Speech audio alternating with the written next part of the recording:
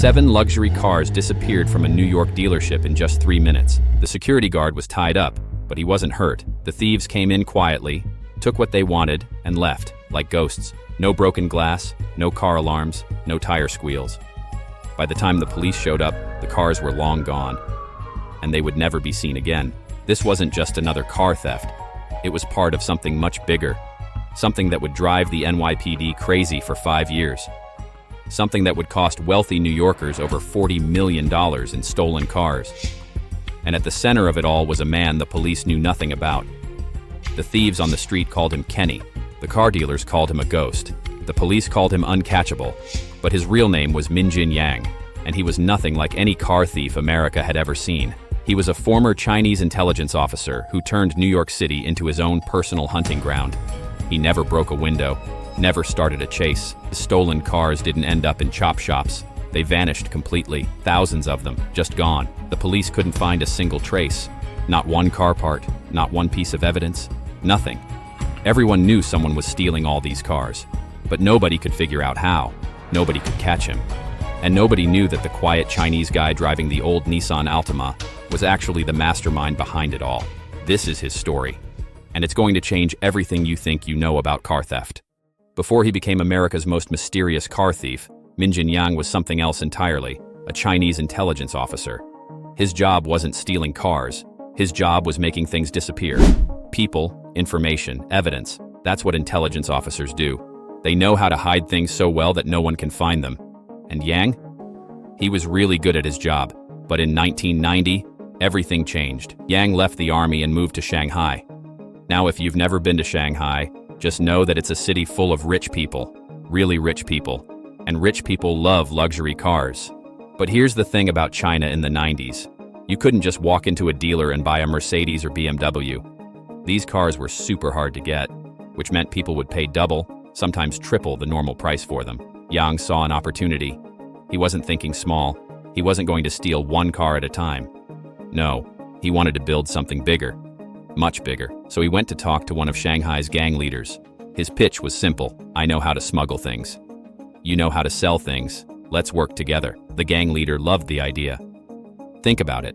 Buy a $100,000 car in America. Sell it for $200,000 in China. Easy money. So they made a deal. The gang would give Yang $500,000 to start, and they'd split the profits 40-60. Yang would handle everything in America, and the gang would sell the cars in China. With $500,000 in his pocket, Yang had everything he needed to start. But he wasn't going to rush in. Remember? He was trained as an intelligence officer. He knew that the biggest mistakes happen when people get excited and move too fast. No, he was going to do this right. He was going to be patient.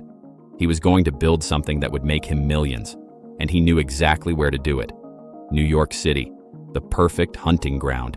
Thousands of luxury cars, rich people everywhere, and best of all, nobody would ever suspect that a quiet Chinese immigrant driving a beat-up Nissan was actually running one of the biggest car theft operations in American history. Yang was about to turn everything he learned as a spy into a criminal empire. And the best part?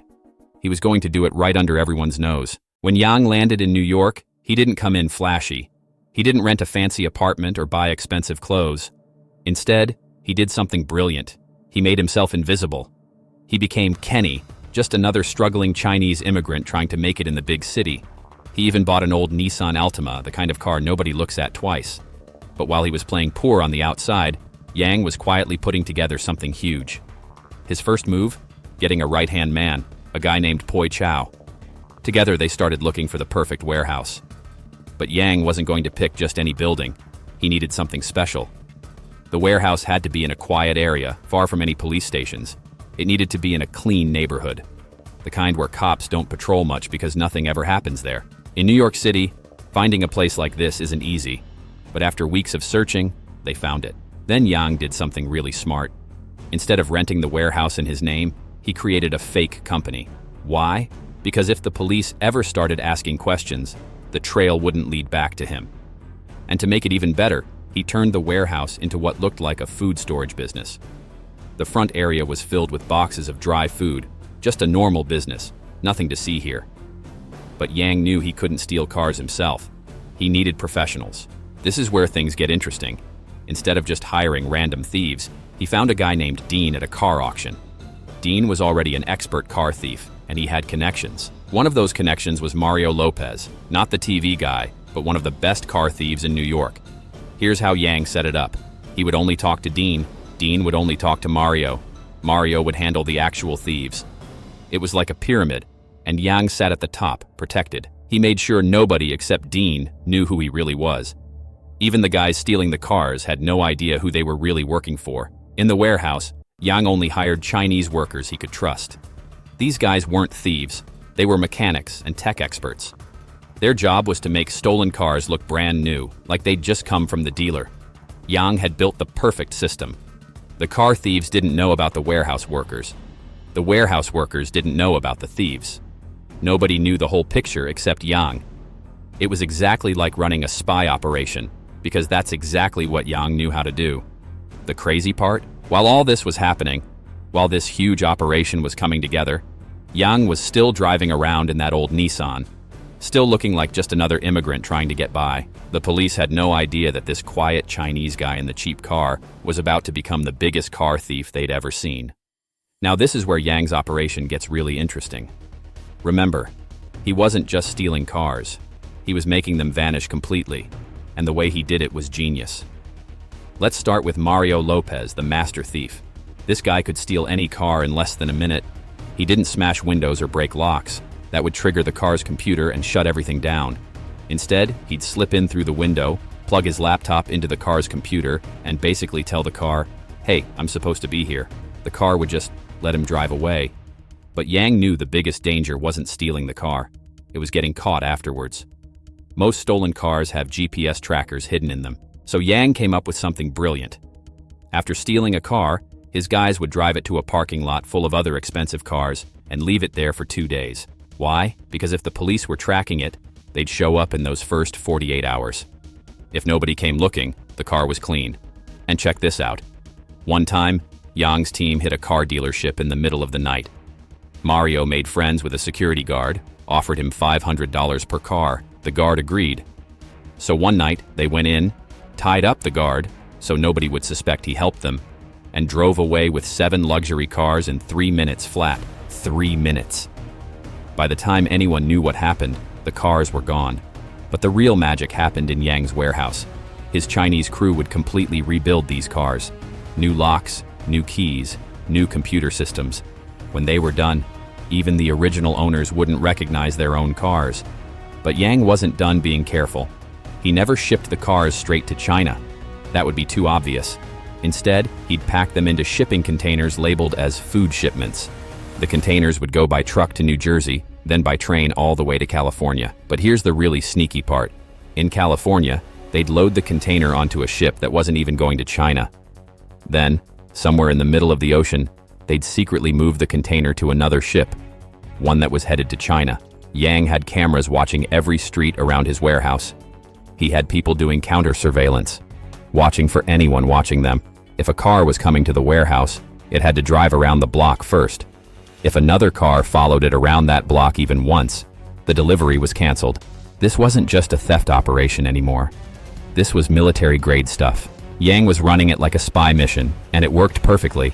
For 5 years, thousands of cars just disappeared. The police knew someone was stealing them, but they couldn't figure out how. They couldn't find the cars. They couldn't find any evidence. Nothing. Yang was making millions, and nobody could touch him.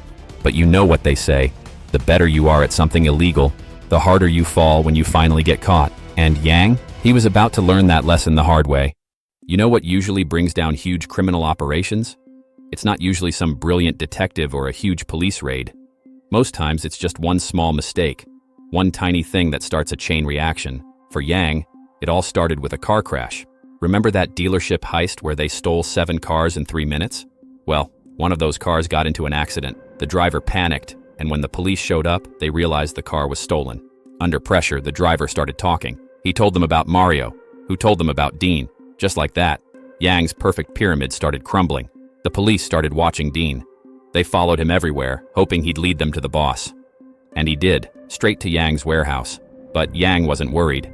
Remember, he used to be a spy. He had his own people watching for police surveillance. As soon as they spotted the cops, Yang went into action. In front of the watching police, Yang's crew started moving food containers out of the warehouse. The cops had no idea they were watching all the evidence drive away right under their noses. When they finally raided the place, empty. Nothing but some old food boxes. But now the police were getting closer. They started listening to Dean's phone calls. They heard people asking things like, "Are the agents still watching?" and "When will they stop the surveillance?" Then one day they heard someone named Kenny call Dean. Kenny was careful. He talked in code, never said exactly what he wanted, but the police knew.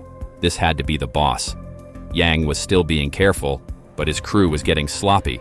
His friend Chow would talk on the phone about where they were going to eat dinner. So the police sent in an undercover Chinese officer to that restaurant.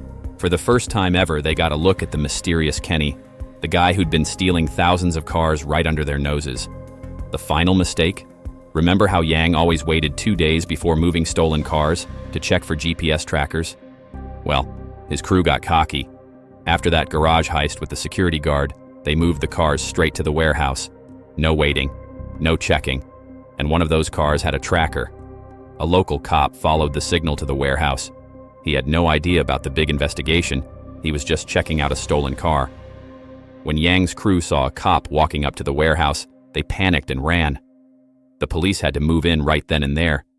Yang wasn't at the warehouse when it all went down, but now the police knew who he was. They were watching his house. That night, as Yang was leaving home, probably thinking he'd escaped again, they grabbed him, the guy who'd outsmarted everyone for 5 years, who'd built a perfect operation, who'd stolen thousands of cars without leaving a trace. He got caught because his crew got sloppy, because they stopped following his perfect system, because they got comfortable. And you want to know the craziest part? This was just the beginning of the end. When the police finally caught Yang, they thought they'd hit the jackpot. They'd caught one of the biggest car thieves in American history, a guy who'd stolen thousands of cars worth over $40 million. That's like $75 million today. But Yang had one last surprise for them. In court, Yang only pled guilty to enterprise corruption, not car theft. Why? Because he never actually stole a single car himself. He just ran the operation. Smart, right? In the end, he only got 10 years in prison. 10 years for stealing thousands of cars. And here's the best part. All that money, those millions and millions of dollars, gone, vanished, just like the cars. The police never found the money because Yang never kept it in America. It was all in China. Even when they caught him, he still won. He outsmarted them one last time. But Yang's story changed everything about car theft in America. Car companies had to totally rethink their security systems. Every luxury car dealership changed how they handle their keys. Ports had to create new ways to check containers. Even parking garages had to change how they operate. Think about it. One guy, a former spy who didn't even know how to steal cars, came to New York and built the most sophisticated car theft operation America had ever seen. He didn't use violence. He didn't chase cars down the street. He just used his brain. He turned car theft into a military operation. Today, every time a luxury car gets a new security system, every time a shipping container gets scanned at a port, every time a dealership installs new cameras, that's partly because of Yang. He showed everyone how vulnerable they were. He showed them all the holes in their security, and he made them fix them. Was he a criminal? Absolutely.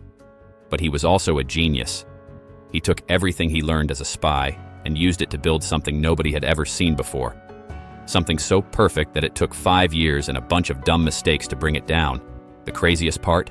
Some people say there are still luxury cars sitting in warehouses in China, cars that Yang stole all those years ago, cars that disappeared from New York streets and were never seen again. We'll probably never know how many cars he really stole or where they all ended up. But one thing's for sure, there will never be another car thief like Min Jin Yang. He didn't just steal cars, he made them vanish. And he showed everyone that sometimes the biggest crimes don't need guns or violence or car chases.